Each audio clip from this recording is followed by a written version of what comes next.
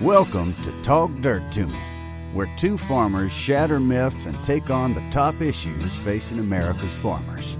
Here's your hosts, Logan and Bobby Lee. Good evening, everybody. Yep, back again. What you sipping on? Devil's Cut. Devil's Cut. Hell, I saw you right pour there it. in front of you. But we need the audience to know what you're sipping on. Yeah, Devil's Cut. What do you got? Buffalo Trace. No, I have the Sweetens Cove. It's their blend. They call it Tennessee. It's a blend of Tennessee and Kentucky whiskey. How creative. Yeah, it's not. It's kind of a pretty cheesy name. Tennessee sounds like Hennessy knockoff. Yeah, but yeah, it's a much more budget friendly version than their top shelf stuff. Yeah, so nice. I got a little of that. I say for special occasions. Yeah, what is that? About 150 a bottle? The original whatever, I think I paid like $200 for that bottle. Okay, gotcha. I've only ever bought one. Yeah. Didn't you accidentally buy it? Well, I was at our local Spirits of Atoka, and they're like, "Hey, we got the Sweetens Cove. That's the one that Peyton Manning's." I was like, "Oh yeah, I'll take a bottle." I went over and it was $199.99, and I was like, "Well, I don't want to look like a cheap bastard." I was like, "All right." You're like, "Put that back. Give me a bottle of that old Granddad for about $17. Yeah, I put it in my cabinet, like the back, the top shelf basically, and I told myself, I said, I'm not opening it until Tennessee beats Alabama. Yep, you got to open and it. Then I'll Chase McGrath kicked that knuckleball through the uprights, and I went and I grabbed my cigar in that bottle and fired it up and poured one, and yep. There you go. And then now we just beat Alabama all the time. So Alabama's they're just a shell of their former self. Yeah. So. Well, we need you guys to do a couple things. First, we want you to hit that like button, hit subscribe, comment below. Let us know what you're drinking. Comment below. Let us know what you're sipping on, and leave us rating and reviews. We've got quite a few ratings and reviews. I got to read one that tickled me real quick. We got some cool comments on Spotify too. Y'all can leave comments on there. Our last episode we did with Matt, got a lot of good feedback on it, which Matt was awesome. Someone said, "Great episode, guys. Nice to hear about Pennsylvania farmers. I'm a part-timer farmer from Pennsylvania. We have an honor system, sweet corn and veggies and pumpkins and beef. That was cool to hear about other people in the business. Keep up the good work, guys." Another dude said, "Beautiful episode, guys. I'm not a farmer, and every time someone starts talking about farming, my eyes glaze over, but this episode was awesome." So that's some good ones there, but a hilarious rating. Where was that? It's on Apple. This one tickled me. And this is the thing we always say, like, our audience is very split here. So I want to preface this real quick. So Double L Farms, just a few days ago, left us 5 stars on Apple, which, man, we hugely appreciate that. Leave us 5 stars and then say what you want. Yes, and that's what he did. They said, "Great podcast. All the way up until they start talking farmer wants a wife, then you might as well just turn it off." So I will say this. I have not gotten into it that much this year on it. I've watched a couple episodes, and I'm having a hard time, and I think it comes down to that last word, time. Yeah. Like it is, which I know y'all are planting now, which we need to get an update on that from you. But man, I've been at the ball field every night this week, including tonight. We have a softball game again tomorrow night on Thursday. We don't have anything on Friday, but then I'll be at a ball field all day on Saturday. Like my wife and I, we still hadn't finished 1923. We're trying. I think we got the finale, which is like 2 hours long. We still hadn't watched. I've been watching. I already know damn good and well Spencer just never gets there. I've been watching Extracted. Oh yeah, with your buddy Austin. Yeah, have you watched any of it? I hadn't, but because A Farmer Wants a Wife is also on Fox, I see the commercials for it. Yeah. And so I see him all the time on the commercial because he's actually in like the little in the commercial. But I text him every time we watch it because I'm like mad, and it's just getting worse as it goes. Like, it's getting worse, and it's a great show, but it's getting worse for their team as it goes more and more because his brother is just dominating, and so they basically punish the strong in this show. I hate the way in which I have not watched that show.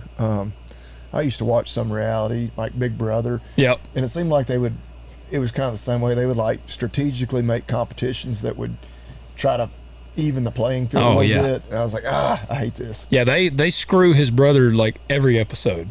And you're like, gosh dang it. And there's two in particular. I'll even say the guy Blake on there. I can't stand that guy. If he listens to the show, you are a douche, man. I can't stand Blake on there. They screw Austin and them every episode. And then if anybody retaliates against them, it's just they're the worst human beings on the planet. And it's like, you just did.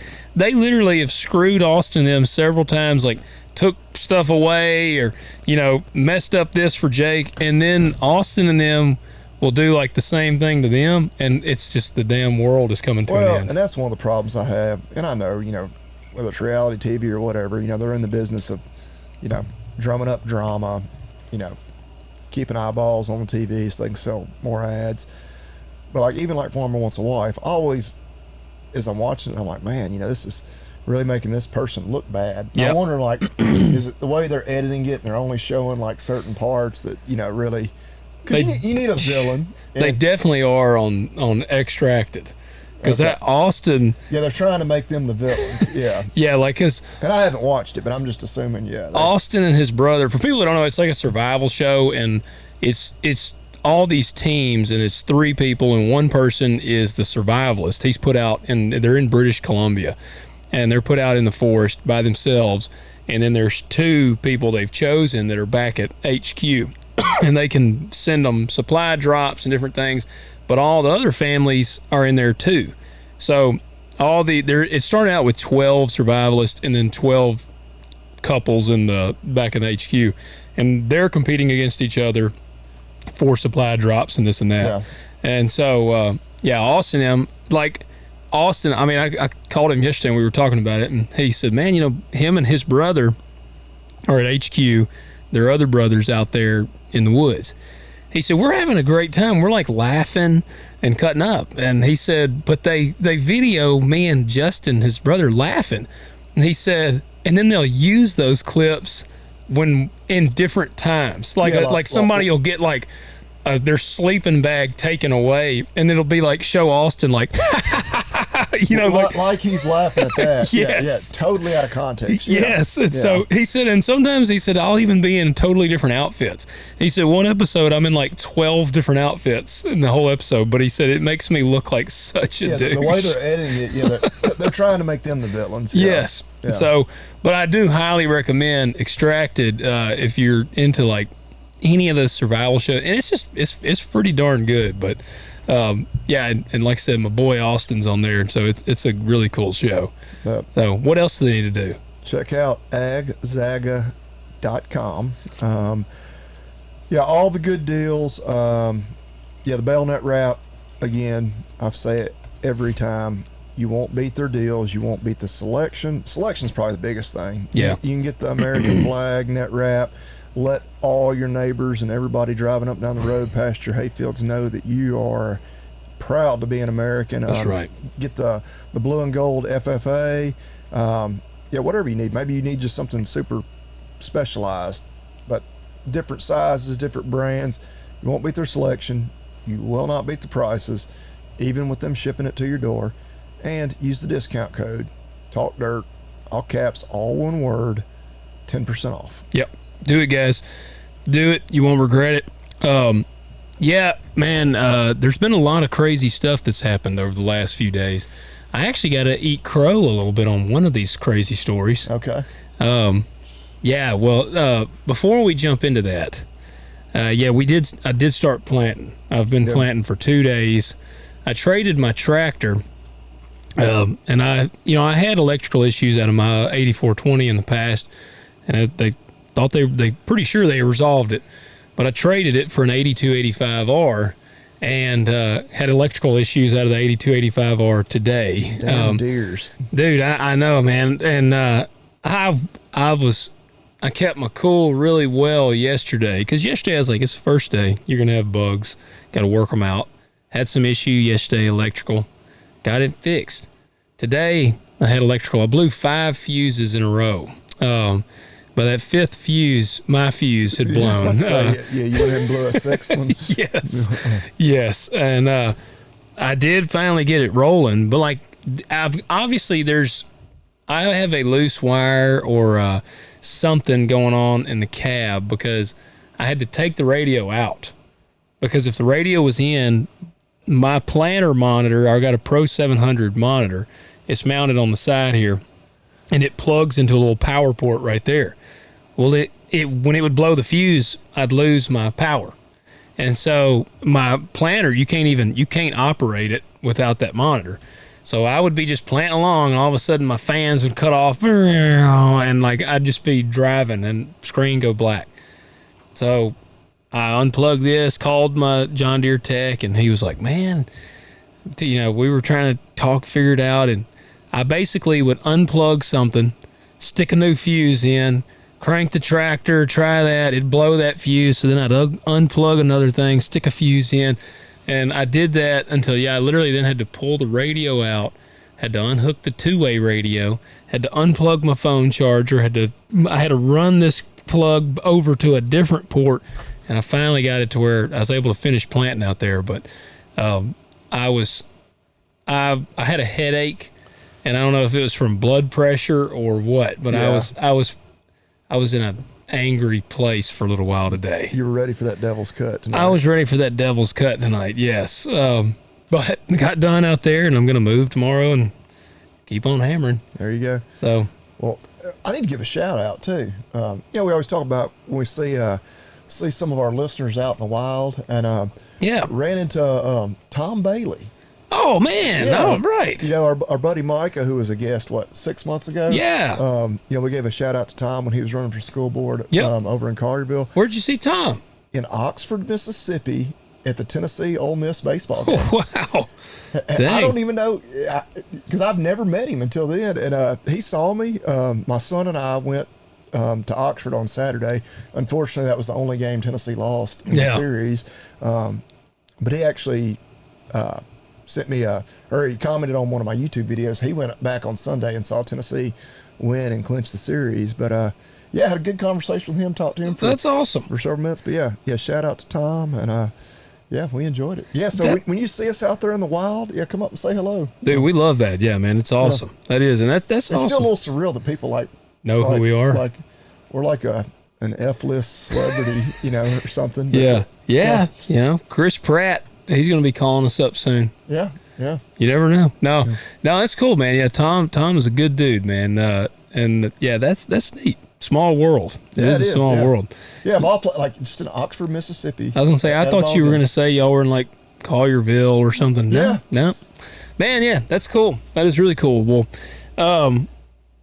So I'm trying to think which one do you want to go with yours first? With what? Your topic. You say you had a kind of one? No, my topic's the one that's pretty divisive. I just on the farmer wants gotcha. a wife. Gotcha. We're torn. We need some more feedback, guys. Look, let us know. We've had like right now, I'd say we're 50-50. We got 50% of people have reached out and they hate the show with a burning passion, and it's kind of easy for me right now because I just really haven't gotten into this season. Well, like I say, I just have not really had time to. Yeah, I'm the same. Yeah.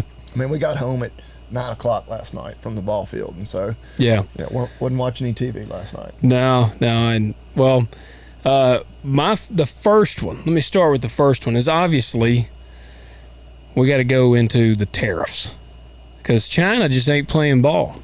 Have you been following along? A little, which I think with China, it's gonna be a long game. Yeah, because they really don't care if they starve. They don't. Because the people making the decisions ain't going to starve. Yeah. It's all the citizens. And, the beautiful thing about communism is, from the leadership standpoint, they don't answer to their citizens. Yeah. They don't. They have no election that they need to be getting ready for. That's what I've always told people is my one worry with competing against China in this is, the difference between us and China is we don't want our people to starve to death. Oh, yeah. China doesn't give a shit. Well, our buddy Lee, who's been a guest, and he's a communist. Yeah. He said, our politicians, everything's in, 2 and 4, 6 year, whatever cycles, because they got to, they want to get policy done, but they also have to be thinking about, they're constantly politicking, getting ready for that next election. Over there, they're thinking in like generational. Which, is probably, better for their country potentially in the long term. But, our politicians are beholden to elections, which is good. Obviously, we prefer that. Absolutely.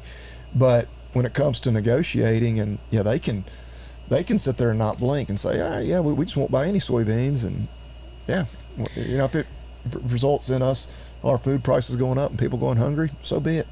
That's to say, man, it's tough. We're not competing against an even enemy, is what I'd say. Like it's not an even playing field. Well, that's what it kept going up for people that don't know.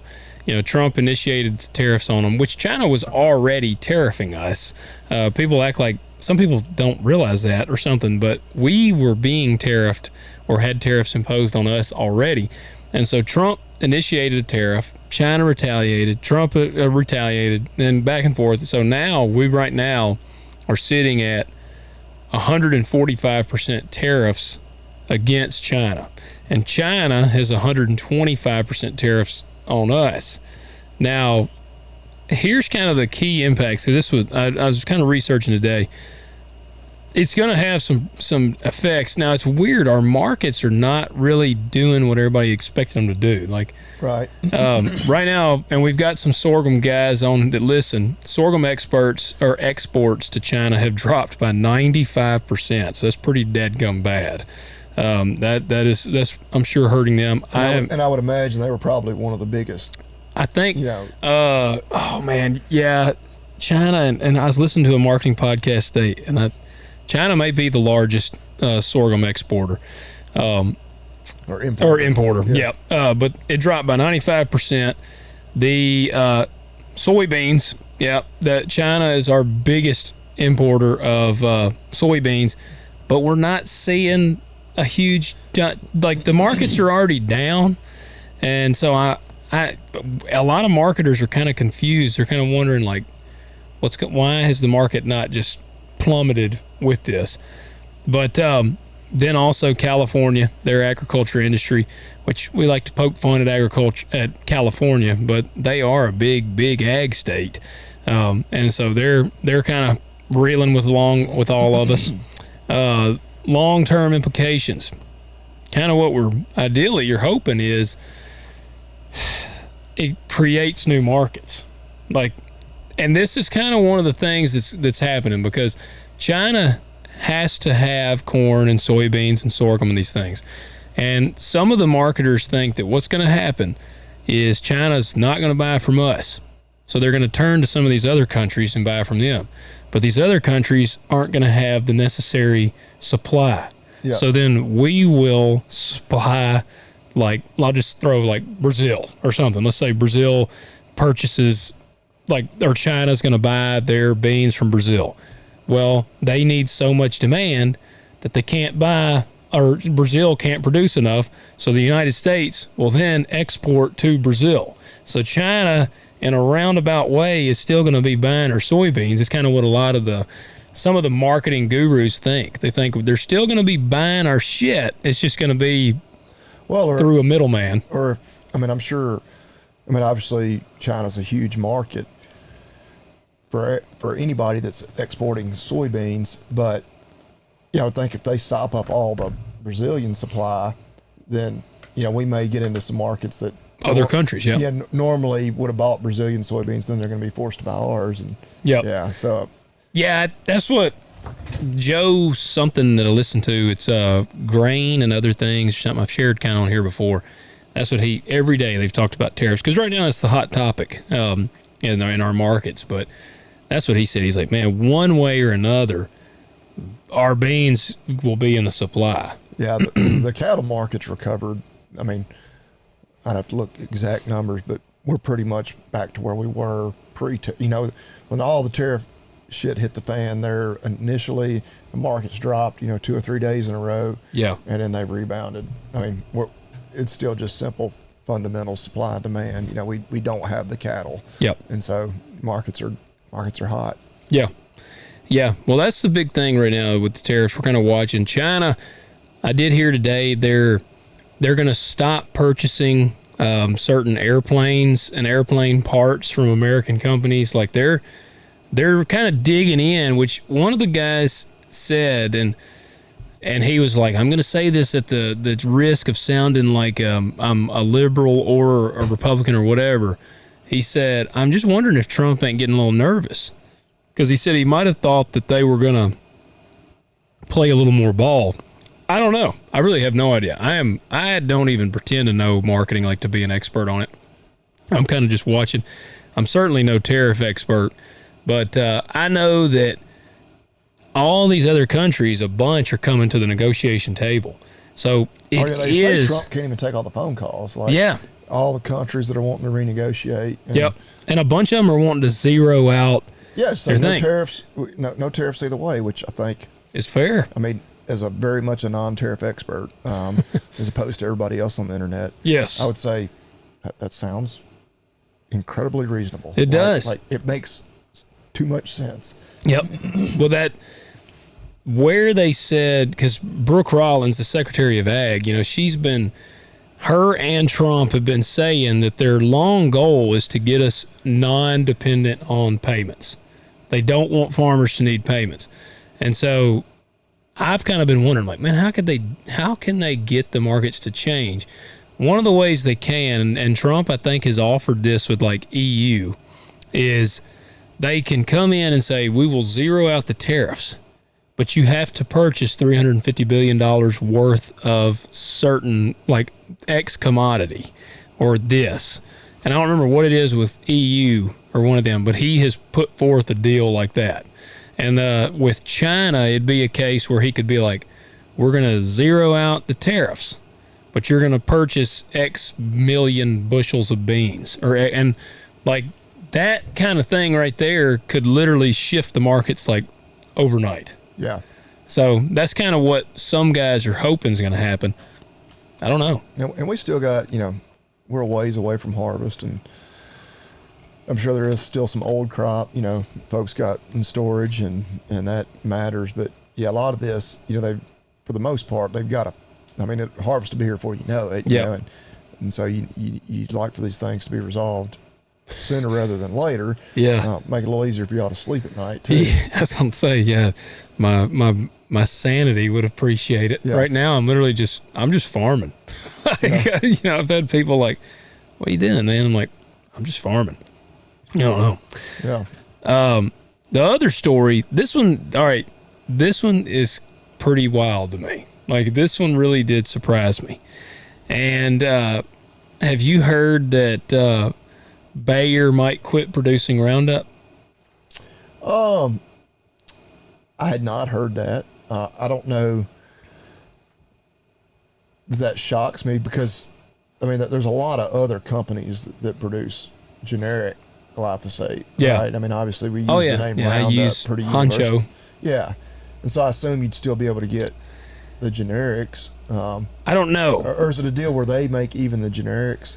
Because, there's some products that are like that. Like it all gets made at the same place, just some of it gets slapped with the name brand label and the others gets, the generic label, which is kind of like, why would you ever buy the name brand stuff if it's the same? Literally comes off the same assembly line. I don't know, because the group that's kind of pushing, one of them, first off, Bayer, how this has all started, Bayer has already forked out $10 billion over lawsuits. Yeah, because Bayer, everybody loves to use the name Monsanto. And that just shows how uninformed they are. Yeah, Bayer bought out Monsanto. Like, there is no more Monsanto. Yeah, I laugh. I've said that just being a smart ass. Some people on social media, if they'll be like, well, Monsanto this, and I'm like, it's Monsanto. What are you talking about? Yeah. But Bayer is seeking legal shield. They want to be protected against litigation because it's gotten, all right, I realize this is a subject that people have really firm thoughts on both sides of the fence. Some people have no clue. Kind of like Farmer Wants a Wife. Yes, it is. Very polarizing topic. It is a very polarizing topic. And people have a lot of emotion about this topic. And so they've paid out $10 billion so far. They have 67,000 pending lawsuits right now for glyphosate-based herbicide Roundup causing cancer. And Bayer is lobbying Congress to include provisions in the upcoming farm bill that would protect it from future litigation. So, and I assume if they don't get that, they may just say, we're done. Yes. It's not worth it anymore. That's kind of the gist that everybody's getting. And I know some people would be like, well, why the hell would they protect them? The people that would say they should protect them is because they say that if they don't protect them here, it's going to start to limit actually advancing technologies in ag, because they're going to be like, well, hell, what's going to stop everybody from suing us over this or suing us over that? And I've got some information here I wanted to share. Let's see here. Yes, Section 10,204 of the Farm Bill, influenced by Bayer, aims to preempt state-level regulations and lawsuits by asserting federal authority over pesticide labeling. Critics argue that this could set a precedent for corporations to evade accountability. So there's two sides to the coin. Well, and part of me is because I still use glyphosate mainly just like around my flower beds and stuff, but because obviously there's so many applications where glyphosate used to be the end all be all. Now it's not. So Yeah. could you farm without glyphosate? Yes, but I'd have to use a good bit more chemical. Yeah, right. You'd be using. It's not like you'd be going organic. Yeah, and that's one of the big key points that a lot of the guys on the glyphosate side, or whatever you want to call it, they're like, this isn't going to solve anything. Like, if you get rid of Roundup, we're actually going to have to use, maybe now we'll have to use 2 chemicals in the place of 1. Right. Because, clethodim is one that most people will probably go to. That's Select or clethodim is going to be your other big grass killer. It's not quite as effective as... And you can spray it over the top. Yes. Yes, you can. Yeah, because it's just in grass. Corn, too? I don't think you can use it in corn. Yeah, because I was about to say, because corn... It's a grass. It is a grass, yeah. Yeah. No, so see, corn would be where it'd get real hairy. Because corn's a grass. So... And that's what they were saying, too. All of the amount of technology, every seed out there now pretty much is Roundup ready. So it's going to... There's some really heavy implications on it. Like, if they go through with this, I got kind of a breakdown here. And one of the big first ones was it's going to increase the amount of chemicals used. Because, like clethodim, let's say not corn, let's say on beans, you're going to use clethodim. Oftentimes with clethodim, you got to run like dynamic or something else. So you're going to go from running 2 chemicals to, or 1 chemical to 2. You're going to increase that. And I don't know, man, you really got me wondering about corn. I don't think you can use it on corn. Yes, and so then, what are you going to use there? You'd have to say, you'd have to really, really try to dial in your pre-emerge. And get a good... Which is more chemical. Yeah. It's more chemical. And I'm thinking, all right, the alternative, because my burn down right now, I'm very transparent. My burn down has Roundup in it. I'm spraying, and I do it even behind the planter. Like where I plant green, I drop in there and I spray, and I got Sharpen, which is just add one hell of a chemical. But Sharpen and then Roundup. And I'm using a generic Roundup. It's a glyphosate. But I spray that right behind the planter, and it's just scorched earth, and then the beans come up or whatever. Man, on corn, I bet you would have to go to Gramoxone. And that's what some guys were saying. But you can't spray it over the top. No, you can't spray it over the top. No, you would have to you'd have to try to burn it down. But it's funny because then you'd be using paraquat. And it's like, all right, what is worse? Yeah. If somebody set like a glass on the table here, 2 glasses, one has a little bit of paraquat in it and one has a little bit of Roundup in it, and you got a gun to your head and you have to drink one of the 2. I'm drinking the hell out of that Roundup. Yeah. Like, paraquat will kill you. You've probably seen dogs killed by paraquat. I've seen one for sure. Have you ever seen any killed by Roundup? And now people say, well, what about those that get cancer and die later on? Well, I mean, I don't know if Roundup caused it or not. It had never been proven, but Yeah, they drink paraquat. They don't die of cancer because they die right then and there. Don't their organs shut down? Yeah. That's what I was thinking. I forget exactly if it was liver or kidney. I think it was kidney, but yeah. Paraquat, Roundup doesn't, paraquat's one of those things that it's got the skull and crossbones. It is toxic. Like yes. It kills them. Yeah, and that is gramoxone. For people who don't know, it's so bad that, have you ever noticed the smell of paraquat? Yeah. They put that in there so people wouldn't, so animals and people wouldn't drink it. Yeah. Because people would and I laughed at this video. We did we had to renew our licenses for private applicators, and we had to get paraquat license and dicamba license. And when we went, it shows the dude, it was do not use food containers to store paraquat. And I'm like, that's pretty retarded, because the guy uses a Gatorade bottle. He pours paraquat in there, and he's got it sitting there. And this is dramatized, but it shows a young guy comes walking up and he looks around. He's like, oh, and he grabs the jug and he drinks it, and then he dies. Yeah. And so it's don't do that. And I always thought that was so stupid. Well, this year here, I was spraying, and I got a beaker that I measure my sharpen in. Now, sharpen looks it'd be like milk, but it's just it'd be like Pepto-Bismol, but it's white. Yeah. But I had to use a big, huge water jug, and I was here I am. When I was doing it, I didn't drink it, obviously, but I'm pouring in there, and I'm I was laughing at that. Now here I'm that guy. Oh, I'll admit, sometimes when I'm mixing because I don't have my little beakers or measuring cups that you get from the chemical company, and I'm mixing up a tank of something in my ag sprayer that I got from Ag. In your coffee cup, you pour it in there, and right. But no, there'll be like you said, there'll be I'll need 20 ounces of chemical, and I've got a 20-ounce Gatorade bottle laying in the back of my truck. All right, yeah, because I don't have it. Yep.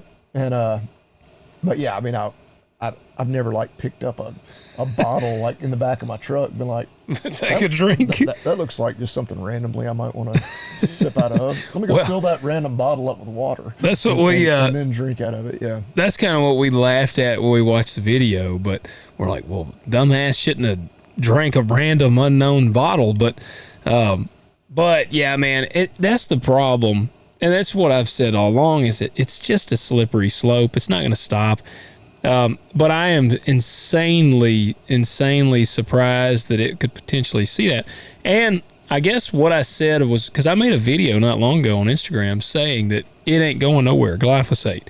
And I don't guess I'm technically wrong, because it'd be Roundup. But again, I don't know. I don't know about the generic. If then all these companies that it may be, I don't know about the exact manufacturing process of other companies that make the generic would then be well, yeah, we're out of the game too. Yeah. Well, it would result, obviously, you'd have some guys who would go back to tilling. You'd have a lot more tillage, because which has all kinds of problems. Yep. There's no it's a gray area, I guess is what I'd say. And see here, roughly 90% of U.S. corn, soybeans, and cotton acres are planted with Roundup Ready seed. And so it says a ban would undermine billions of dollars of biotech seed infrastructure. My biggest worry, or one of my big worries, is we're always crops, and we're changing up weed controls and this and that, and we'll have new technology come out. I mean, now we got the Extend Flex that I'll be planting this year, which at this point it don't even matter because we can't get dicamba anymore. They banned dicamba. But Extend Flex was Liberty resistant and dicamba resistant.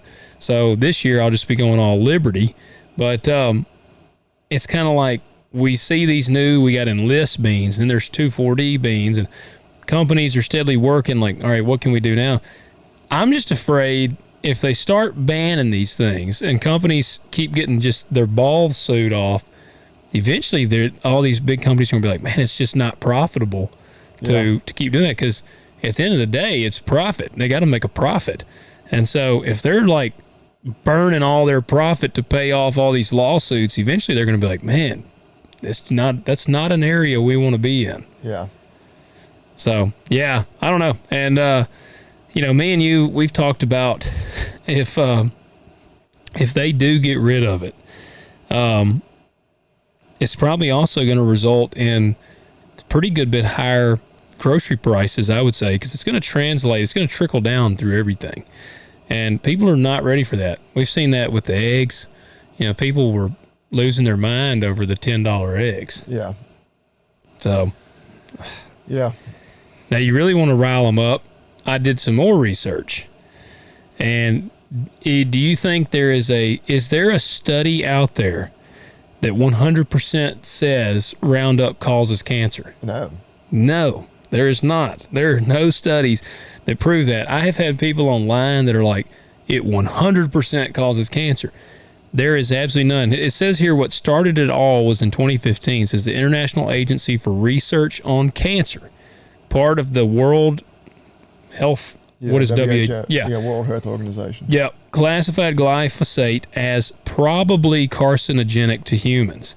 Based primarily on animal studies, they found limited evidence in humans and sufficient evidence in lab animals.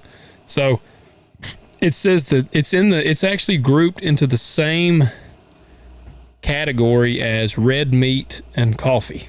Well, then, yeah, I would say toss that out the window because, yeah.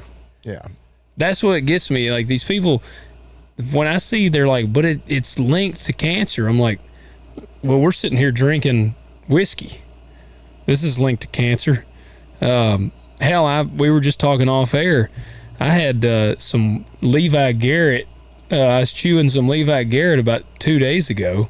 That's certainly linked to cancer.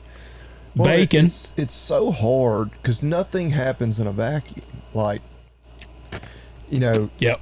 And there's so much, there's variability. Like, yeah, can one thing potentially cause cancer in one person, but not in 99% of other people? Yeah. Yep. There's just, and there's so many factors. Like, just because I get cancer one day, and I have used Roundup, extensively in my life, and not just used it, but I've eaten food that, was produced, with Roundup Ready technology.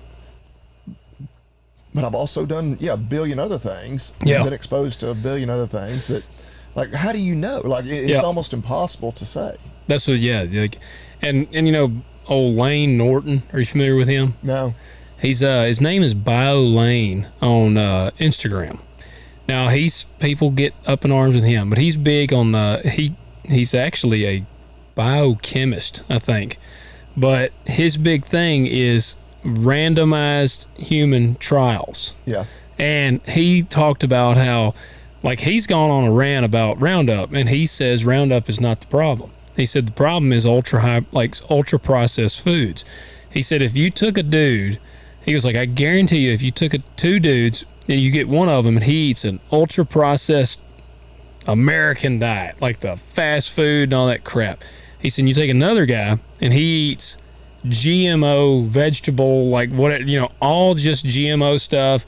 It's had Roundup used, this and that. He was like, I guarantee you the guy that has eaten the vegetables is going to be far healthier than the guy that's eating the ultra processed foods. So, and that's what he kind of said the same. He's like, how do all these people that claim to have gotten cancer from Roundup, he said, have they ever eaten fast food? Have they ever drank whiskey? Have they ever smoked a cigarette? Like, yeah, there's too many variables with certainty. And see, here's another thing. Like, in 2020, now I referenced a group that's a part of the WHO in the first one, and they said that it is probably carcinogenic, just like red meat. Now, this one is the EPA. In 2020, the EPA said glyphosate is not likely to be carcinogenic to humans based on over 100 studies, including long-term exposure data in farmers. So then, everybody likes to talk about the European, like, FDA. They banned this. So German BFR and European Food Safety Authority both concluded there is no strong link between glyphosate and cancer in humans. The National Cancer Institute, which this was in 2018, in the U.S., did a massive 2018 study involving 54,000 licensed pesticide applicators over 20 years and found no association between glyphosate use and cancer. Right. So why the lawsuits? And that's what I talked to somebody, and they said the thing about law is they don't actually have to prove that it did it. They just got to try to convince the jury from like an emotional standpoint. Yeah. So I don't know. What do you think? Yeah, I mean, I don't know that it's one of those things that'll ever be able to be proven or disproven. Yeah. You know, it's just, yeah, and part of me is like, you know, we do so many other unhealthy things. You know, we don't get enough sleep. You know, our lifestyle, you know, works against us. Yeah, there's so many other things, and I think back to, and I don't even know if it was real, but it's an image that I've seen a few times. It's like a woman, she's pregnant, she's smoking a cigarette, and she's sitting there complaining. I think it was about like noise pollution from like construction, like the negative effects it could be having on her baby. Like, well, she's like, smoking a cigarette. It's almost like it's too, you know, ridiculous, you know, to even be real. But like, yeah, you know, come on. Yep. Oh yeah. Well, that's the final little quote that I got here. It says more people have won the lottery than have definitive proof that glyphosate gave them cancer. So it's, yeah. And it may be one of those deals where it can cause cancer in certain people. Like, you know, some people just, you know, lose the genetic lottery. And, you know, it's like smoking. Like I'm not a smoker, but everybody can think of the guy. I guarantee you everybody probably can think of a person that smokes like 3 packs a day and they live to be like 90. Yeah. And then there's another guy that's... But just because he didn't get cancer, you know, the next person may be that one that... Gets it at 45 years old. They smoke for just 2 or 3 years of their life and they get lung cancer or any one of the other cancers that can be linked to cigarettes. And it's like, yeah, you know, it's, you know, there's variability. There is. There is. And so I don't know. I mean, and I was told just a couple weeks ago when I made that video actually about glyphosate not getting banned, I had a dude comment on there and he said it 100% causes cancer. And I just didn't engage because I've seen the guys say stuff. So I've seen this dude before comment and he says stupid things. But I was like, look, I'm not like drinking Roundup when I go inside. If we, as technology advances, I'm fine with getting away from it as long as we have a way to continue to effectively do the crops. It's not like I'm like, by God, we got to always have Roundup. Like, I don't care. Like, let's let the technology advance. But I want us to be able to have the advancing technology. Like, it needs to be profitable, and it doesn't need to be a thing where every single person that gets sick or a cough or this or that can immediately sue all these companies. It's kind of like, what shooting was it where they sued like Remington or somebody afterwards? Yeah. Daniel Defense, I think, got sued after one of the shooters, and it's like, damn, that'd be like a drunk driver suing Chevrolet. You know, like if he was drunk and he killed somebody and then he sues Chevrolet for making the truck. Yeah. Oh yeah. Well, it's, I don't know. There's, it doesn't always have to make sense, and right. It's just there's too much emotion involved in it right now. And, you know, RFK people are like, man, he's going to ban glyphosate. Like, I don't know. I try to get people to just let's be realistic. I feel like Bayer, like you say, they may cut loose Roundup. I doubt that we will see like all generic go away. Yeah, just like it completely leave the market. You can't even find it. Yeah. Yep.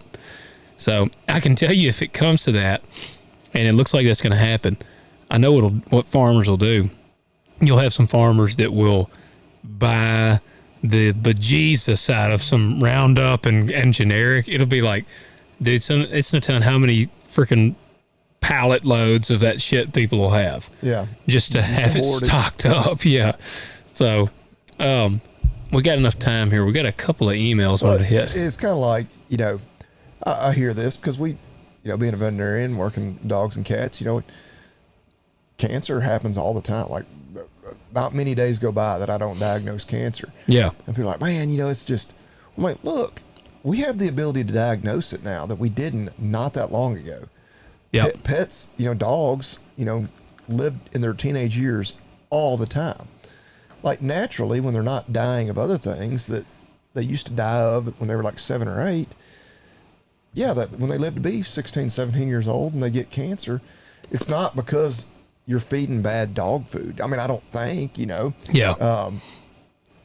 And so, right, it's, we diagnose a lot more cancer nowadays, but they don't die of heartworms near as often, Yeah, they're living longer in our area. And it wasn't that long ago, like in my lifetime, that our heartworm preventions were terrible. And I mean, like, they were just going to get heartworms. Yeah. And they'd live with it for a while and then they would die of it. And anyway. Yeah. Well, it is a contested thing. I mean, we're liable to have some people mad that listen. Look, we're not saying that we know everything or that we're right, but we're giving you our perspective. All right. This first email comes in from Paul. He said, "Hey guys, love the podcast. This is for Logan. I grow rhubarb. Got a couple acres, mostly for wineries, but we may be looking for southern markets that don't have it. Would you be interested in having it in your farm store? I've shipped it FedEx in the past to Arizona, and the guy said it was in good shape when he got it. Get back to me either way if you can. Just trying to figure this out. Thanks."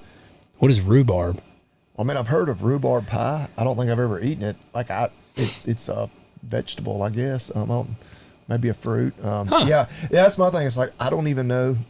Like, if you had rhubarb in the Little Blue Farm Store and you offered me like a basket full of it, I would have to go home and like Google like how to even prepare it, or what do I do with this? Like, how do I eat it? So I don't know. There might be a little market for that around here, but I don't know. Yeah, Paul, appreciate it, man. I'll have to think about that. Honestly, I have to do some. I'll have to do some rhubarb research. I don't know if it's one of those things that it doesn't really grow well around here. I would assume that might be the case, and that's why it's just not a southern thing. Yeah. I mean. Yeah, I've heard of it. That's about it. Yeah. I wouldn't know it if it slapped me in the face right now. I almost feel like I've heard like rhubarb as like a slang, like a bunch of rhubarb or something. I don't know if I've heard of it in regards to like produce. That's interesting, man. That is interesting. Yeah, I've always just heard of rhubarb pie, so I'm immediately like, well, I can't eat sweets, so probably doesn't ain't gonna work for you. I'll let you know, Paul. I appreciate that, man. Thank you. All right.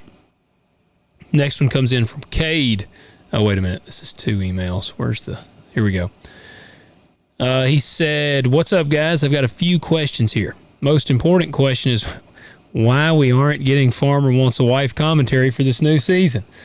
Double L, man. See Double L Farms. He said, I've watched the first episode, then my brother-in-law stopped paying for his Hulu and kicked me out. So I was looking forward to the commentary. I've been looking into getting into the sheep. Hold on. Before I move on to that.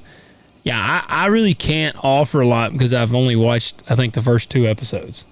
Yeah. I know the only thing I do know is the chick, was her name Samantha? Oh, yeah. She's got big eyes. Yeah. She's the one that, like, she's the villain. She's the villain. She's one of John. He's the one in Missouri. Yeah. And I kind of like with your buddy Austin. Some of me is like, all right, are they just making her look this awful, or is she really this awful? Because they really make her look. I mean, I kind of get the vibe she might be that awful. Yeah, like, I mean, the unnice way of saying it is like she's just a teetotal bitch. Yeah. They make her look like that. They do. But see, I went to her, so I did get. She is just it seems like she goes out of her way to be difficult. Yep, that's what I was gonna say. Every time she comes to a fork in the road where it's like, okay, I can kind of have this opinion or go this way, and maybe that's just the way she is, and God bless her for being herself. But it's always like, which I don't know. You said you hadn't seen 3. 3's when they meet their friends, I think.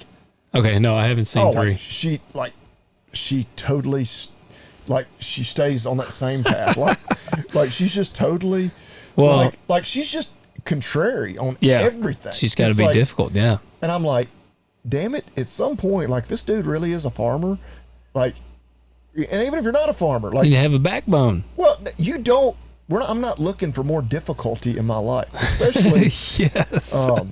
which I think Colton has a kid, but Yeah. the other three don't. And like, when you are married and then you have kids and you've got a lot of stuff going on, the last thing I want in my life Is a difficult woman. a difficult anybody to Yeah. deal with, but especially your spouse, I don't want your life partner. You don't want to come home from like a hard day, like the damn electrical shit in the tractor's going wrong, and then I come home and then your wife's just like difficult for difficult's sake. Yeah, it really, she really comes off as that. She does. Well, I laughed. When he goes to kiss her and she's just like, no. Yeah. You're like, okay, whatever.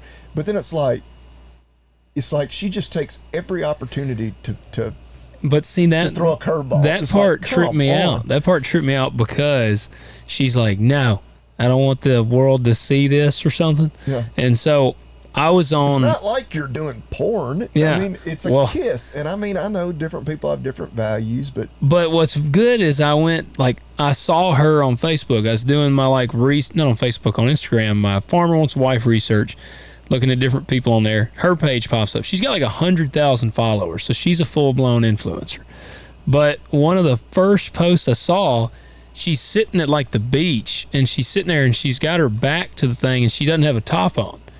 And people in the comments, I went to the comments, and people in the comments were like, was she like laying down or like? No, or she's was sitting like- down. she was Or full- sitting up. So and she like just didn't- anybody on the other side of her, could like see them titties. And so the comments, people were like, isn't this the same chick that just said she wouldn't kiss a guy on TV, but she's you're got so her tits modest, out? You won't even. Yeah, that's pretty hypocritical. See, so that's where I'm like, all right, yeah, like I don't know about that chick. Yeah, I think I could almost see production being like, you got to keep her around because she's the villain. Yeah. Like, we need her on the show because people are going to hate watch her. The way I'm gonna tell you how this season seems, and we haven't talked to any of the guys. I talked to Brandon about some of the people on it. Yeah, we've had multiple guests I mean, on. I consider us to be the actual OGs of Farmer Wants a Wife. Like there is a podcast out there that they like think they're the Farmer Wants a Wife podcast. I think Fox even is backing them. We ain't got that, but we just actually were the first ones to talk about Farmer Wants a Wife. Yeah, we had Ty right here in studio. And if Brandon didn't live in Timbuktu, he would have been here in studio. So yeah, because we had him on twice. Yeah. And actually the second time, I don't think we talked any Farmer Wants a Wife. It was all potato farming. Yeah. But me and Brandon were talking, and it seems like, I'm gonna tell you what I kind of think. I think that some of these women, and not even just the women, some of the dudes too, have seen people that have been on the show, and then afterwards they have like massive followings. Well, they've spun it into a career. Like they're just reality TV stars. Yep. Yeah. And so I just get a gist that some of these people are on there to become a reality TV star. Yeah. They're Like- not really trying to find a husband or a wife. No, they're like, man, I'll be set up. I don't have to get a real job after this.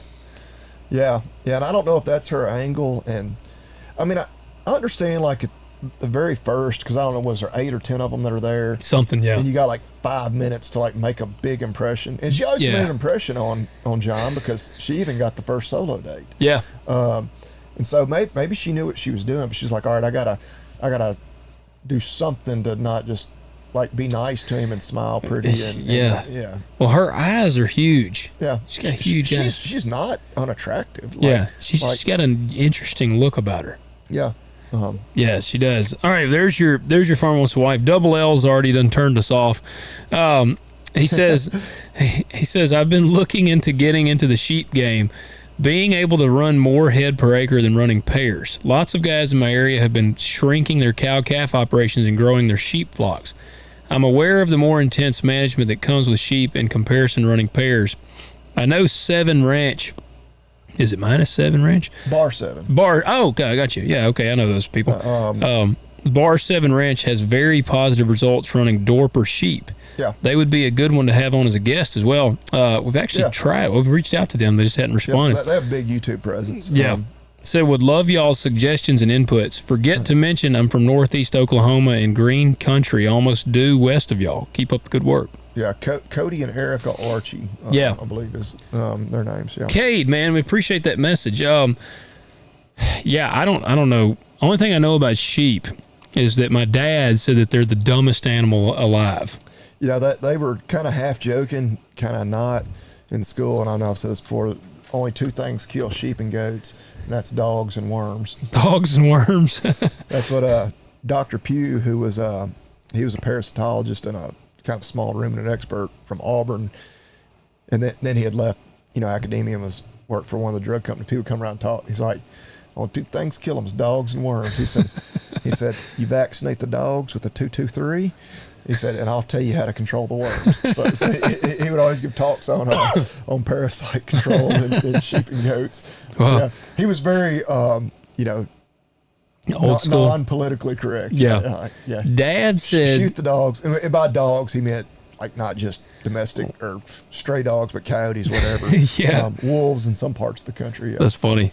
Well, Dad told me that a sheep, he had seen it. He said they would walk up to the fence, and if it was a panel, they would push their head through the panel. And he said when their ears would flop through, they'd go to pull their head out, and the resistance against their ears would make them just stand there. Yeah. And he said they would stand there until they were dead. He said we used to find dead sheep. I don't remember. And they weren't stuck at all. No, yeah, he said they could I've seen cows get stuck like that, but like they're legit stuck. Yeah, like the time right out here, we had an idiot calf get his head stuck in a creep feeder in a way. I had to go get a damn torch and cut the bar You out. see that shit all the time on social media.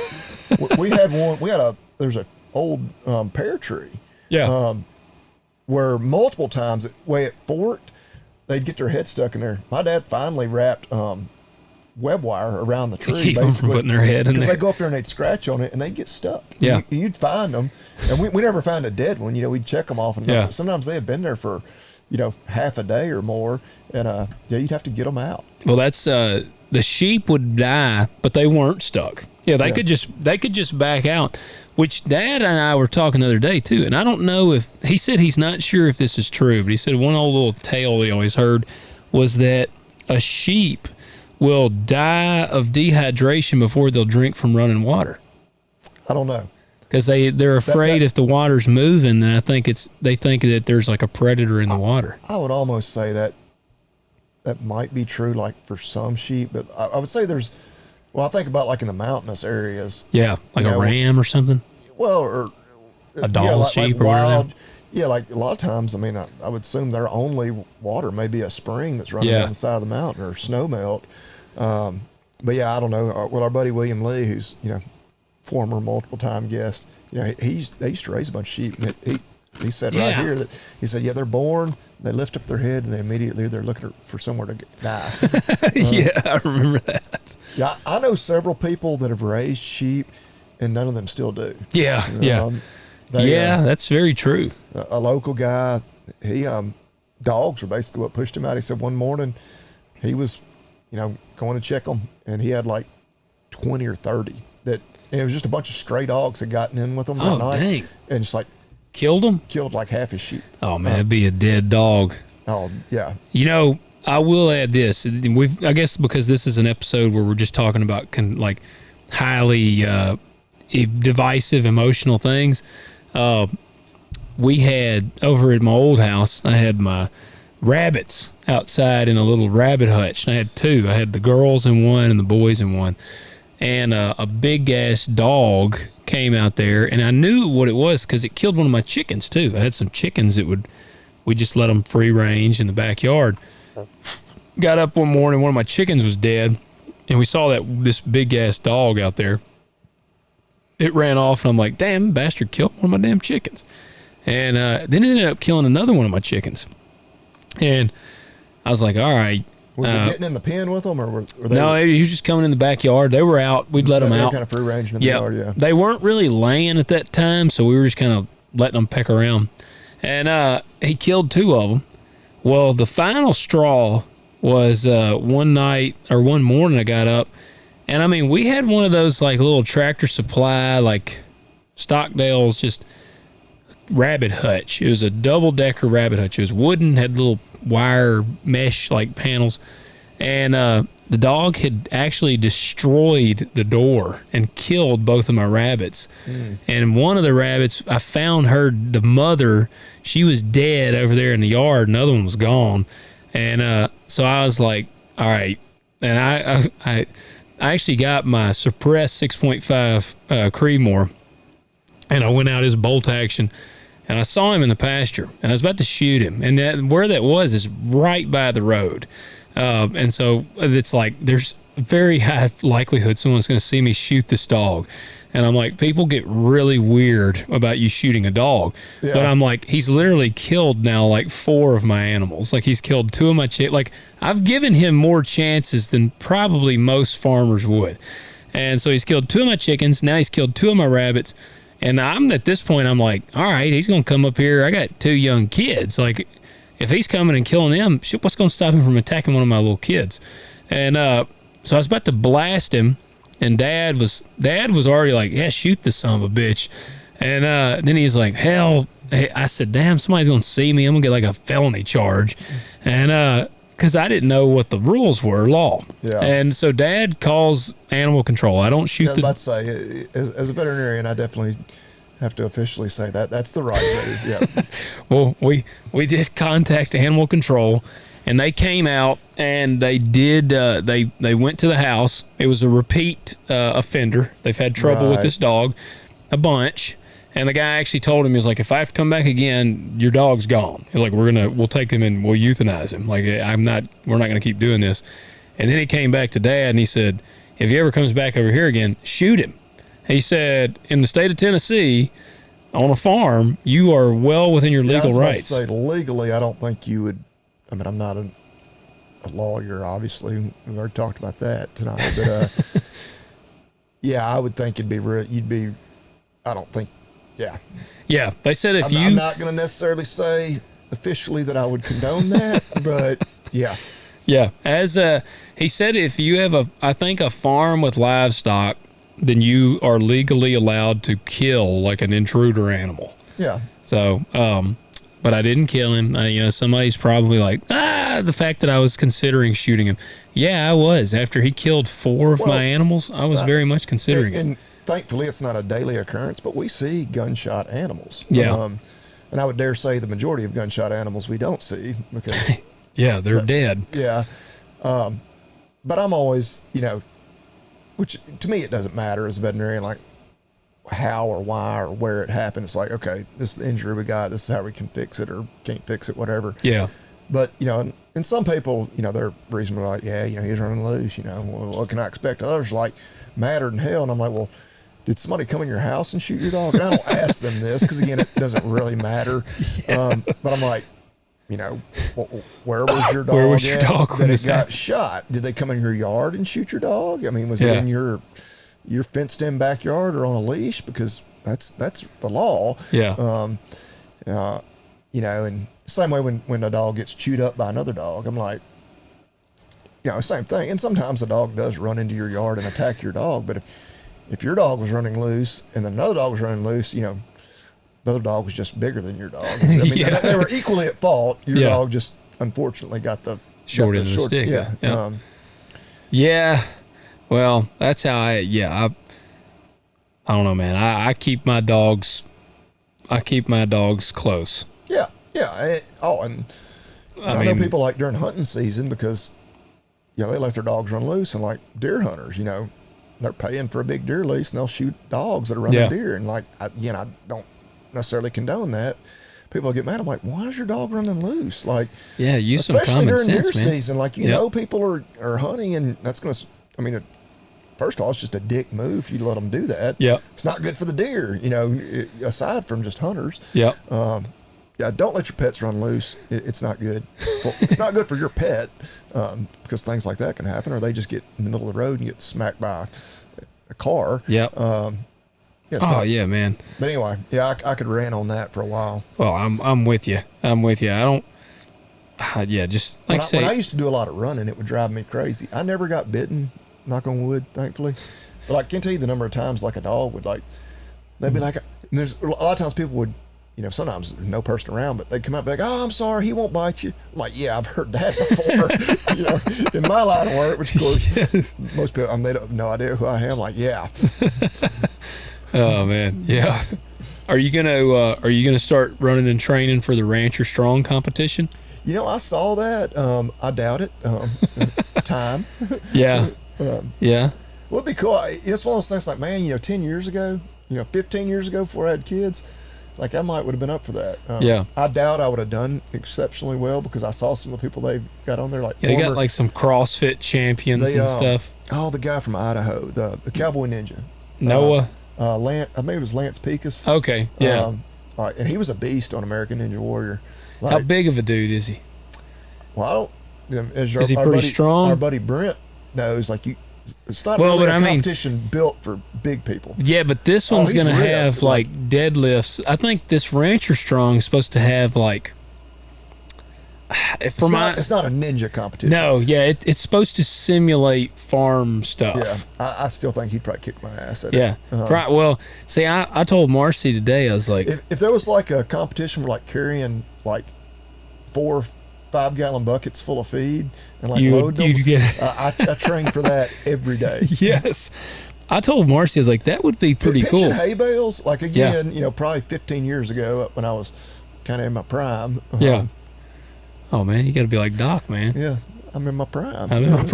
I told Marcy, I said that'd be kind of cool to try out, and I said train for. But I've learned I think I have a partially torn meniscus in my left knee, so I was like, that'd be kind of embarrassing. If they had like a 40+ group, like a masters, like I'd probably still not do that well, but yeah, they might have They might have different divisions. If it was like by age and weight class, like I think I could maybe hold my own. If I had. Man, that's getting really specific. Yeah, but I know. Because I'm like, there's a whole lot of dudes out there that are a whole lot bigger than me. But if it like combined like cardio and like running, yeah. I think that's what it does. I would need to like do some. I'd probably need 6 months to really train for it. I definitely would need the cardio side of things. I would have to turn that up. But I told her, I said, if my meniscus is partially torn, I feel like the place I would probably tear it the rest of the way would be doing some like high caliber competition, and that would be kind of embarrassing. And then I'd have to have surgery. Dude, you just don't recover as well anymore. I got kicked by a calf when we were loading them those calves of our dad's. Yeah. That was 3 or 4 weeks ago. Still sore? It doesn't hurt so bad, but my leg is swollen. Really? Like I've still got a big knot on it, and like when I take my socks off at night, like I have like pitting edema. Dang. And I mean, it's not like massive, like terrible, but like I can roll my sock down now. I'm like, yep, it's swollen above where my sock had me compressed. Wow. Well, years ago, like I played football in high school, and I mean, I don't know that I got hit specifically that hard, like right on my shin. I mean, calf got me right on the shin where there's no meat. My shins will stay. You mentioned Brent that was on Ninja Warrior. Me and him, I did Muay Thai with him, and he kicked me. I checked his kick. That's what it is. I checked his kick with my shin, and his shin clacked exactly on my shin. And his shin, Brent, for people that don't know, has been doing Muay Thai for like 15 years. So his shins were extremely conditioned, and my shins were not. The most conditioning I'd had is running into receiver hitches. Yeah, and that'll do it. This was like that times 10. Oh. And it instantly a giant knot came up on my shin. And I mean, and then the bad part is we had to keep doing the kicks. So like, I'm like, I had to keep doing it because we were in a it was like a seminar or session with this little Muay Thai dude. And so I had to kick. Like, hell no, I don't. Oh, dude, I kicked the knot like 3 more times, and it stayed on my shin for, I swear, it was on my shin for like 6 months. Like I'm prepared for this now, but it was weird because it doesn't really hurt that much anymore unless I squeeze that exact spot. You need some of them big compression socks. Oh, I know, and but like a week after it happened, it hurt worse then than it did. I mean, it hurt pretty bad when it first happened. But like a day or two later, it was a little sore. But I was more sore like a week later. But did you get it on camera? No, I wasn't filming at all that day. Oh man, that would have been funny. I was late getting there. They were loading them And the guy, the truck driver actually came right during lunch, basically one day. I was like, okay, well, I can come over and help, Yeah. a few minutes away from the office. And I got there, they had just loaded the first, third of them or so. And I jumped in there, and it was my stupid fault. I jumped rather than stand behind the sweep gate. Yeah. Because they weren't really they were kind of balking. And, oh, man, he just caught me just perfect. I was like, I uttered Some foul language. Yeah. Yeah. Oh, well, no, you don't recover as fast. I mean, I've told Well, Marcy. when I played, I never had injuries like that lasted, Yeah. in football. Oh, yeah. got bruise here and there, but. Oh, I think I have arthritis in this finger. I told Marcy, I was like, my joint has been hurting for 3 weeks. Yeah. So I'm like, well, maybe it's just, I don't know. Yeah, you just start to, you don't bounce back. I used to think, man, we used to jump out of trees and shit. Like when I was a kid, I'd jump out of a tree. Like if I jumped out of it now, my knees would explode. Oh, my son, which he's only 7. Hey, where were we the other night? No, it was this morning. We had a thing at school. Yeah. And we're in the Performing Arts Center. And he's like up on the stage. And I mean, I don't know how high a stage is, 3 feet. Yeah. He's like just running and jumping off of that. I'm like, first of all, I'm like, that's not appropriate behavior, even if you can handle it. And we're just like, what the hell? Yeah. Oh, man.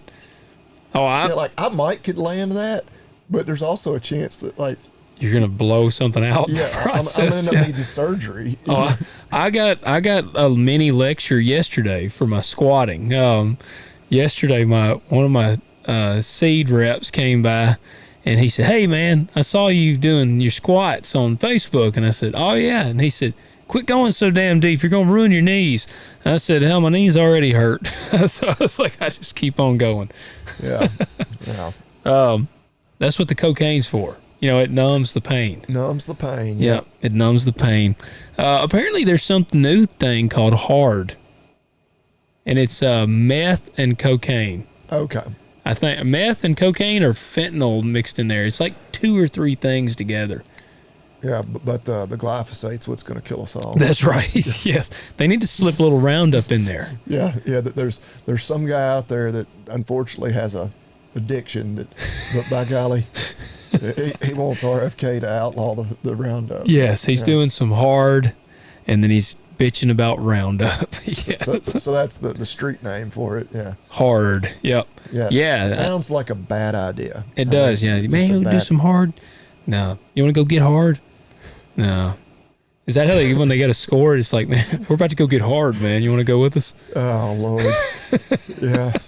I'm just gonna stay away from that. Oh man, you don't want to get hard? Yeah, start talking about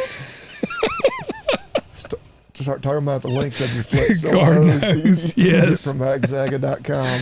Oh man, you got one tonight? I ain't got one. I've got one. All right. Yeah.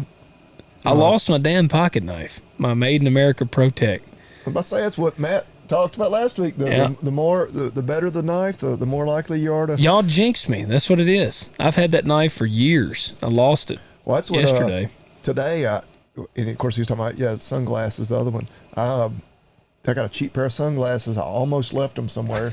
I was like, I need my sunglasses. Like, if that was a good pair, I'd have definitely left them. Yep. But no, not since it was the cheap ones. But yeah, I got one. But of course, before I can do that.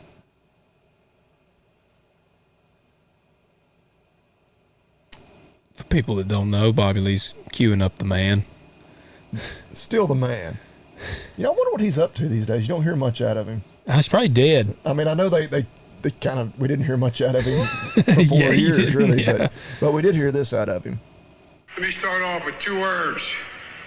Made in America.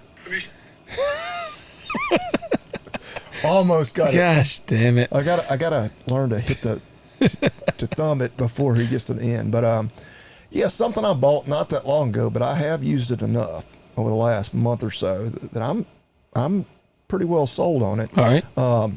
Pak Mule. What is that? They're the cargo hitch carrier, receiver hitch mounted cargo carriers, made in the USA. Pak Mule. It's PAK? PAK Mule, and they're very well made. what really makes them unique, because actually somebody was over at my house the other day and they walked up to it and they immediately did what I would do too. They went up there and tried to wiggle it to see how sturdy it is. What really makes them unique, you could actually buy these to then just using anything else you'd put in your receiver hitch, like just a hitch. I believe they call it the stable lock, and it's a threaded pin that goes inside, I guess, the male part of your. Oh, is that what's on the back of your Jeep? Yeah. Oh, I saw you going through town the other day with that thing on there. So I bought it mainly because with the Jeep, you don't have any cargo space. Yeah. And I'm hauling a lot of feed to these calves. Oh, made in Texas. Yeah. And it is solid. Now, the other day I noticed, like, man, it's wobbling. Well, the little bolt where it's threaded, it kind of backed out or something. Just a little bit, so I just hit it with the wrench and tighten her back up. But yeah, very well made. They make a few different styles. I had to buy the slightly lower profile one because the Jeep, the way your spare tire is mounted there. Because I was a little worried about that. I was like, man, I want the taller side, so I'm putting these. I use those plastic tubs that are full of the protein lick, which of course anybody who uses those tubs has a jillion of empty ones. Oh yeah. And they'll hold about 100 pounds of feed, and I can put 3 of them in mine, so that's 300 pounds of feed I can carry on the back of my Jeep. It does fine with that. Yeah, the Pak Mule does fine. Now, when I have 300 pounds in the back of the Jeep, it makes the Jeep squat just a little bit. So, like, if you're on real uneven ground, it'll drag, which that's not the Pak Mule's fault. Sparks? Spray a little sparks out there? Usually where mine does, I'm like in gravel, and I can't see because it's behind me. Yeah. It hasn't torn it up. We need to take some, like the balls, the hitch balls, and like weld them to the underside of it. So that if you hit like a bump going on the road, they hit the ground. That's what the old low riders used to do. Did you ever see them when they would drop the airbags and sparks would spray up? Yeah. They'd have a ball mounted under there, and that's what it would. Have welded on? Yeah, we need to do that on your Jeep. Yeah, they're very well made. And even the lower profile, when I got you can see it out there. Obviously our viewers can't, listeners can't, but it's plenty. Like which those tubs, they're 100 pounds with feed in them, so they don't slide around or anything. Yeah. Once they're empty, I've got me a little bungee cargo net thing I strap them down with. But probably he's just a safari man over here. Well, I'd looked at them for forever, and I finally pulled the trigger on one, and I've been very happy with it. Nice. All I've used it for so far is putting feed on there, which again, I think the capacity on that one says like 600 pounds. Now I wouldn't, if I put that like on my truck, it'd be fine. I don't know. Yeah, it would just squat the Jeep pretty bad if I had that much weight on the back of it. But nice. Made there you in go. USA. Pak Mule. Cade, man, we appreciate you writing in. I forgot to thank you for your message. Let us know how that goes. We're not telling you don't do sheep, but let us know how it goes.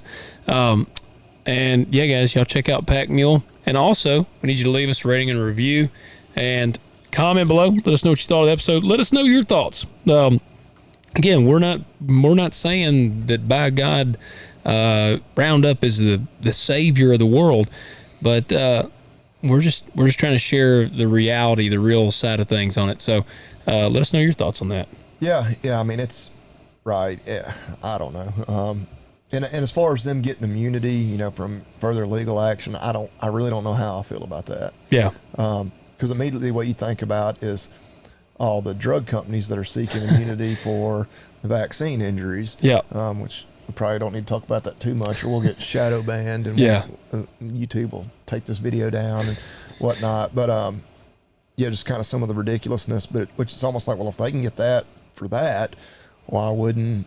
Yeah. But exactly. Then it's like, well, is nobody going to be liable for anything that they make that they say is safe and then causes injury? Yeah. To someone. So I don't know. I don't really know what I'm the same. What my total opinion is there. I'm the same way. What else they need to check out before they get out of here? I bet y'all can guess. Hard. Yeah, no. Need to get you some hard. Don't check that out. Google getting hard.